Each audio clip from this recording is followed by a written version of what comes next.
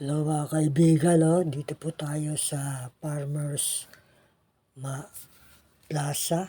Dito po yan sa Cubao, mga kaibigan. Makita natin mga kaibigan. Ayan, yung mga pagkakabarkada namamasyal. Ayan po, may mga bilihan po rito sa Farmers Plaza. Dito po yan sa Cubao. Ayan po. Paganda rin po ng ilaw dito. At may mga design pa ng mga bulaklak. Ayan po mga kaibigan.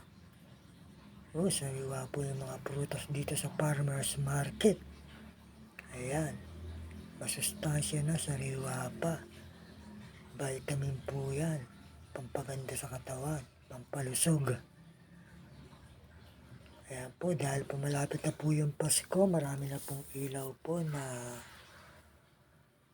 sa ating paligid. Ang ganda po pag masdan.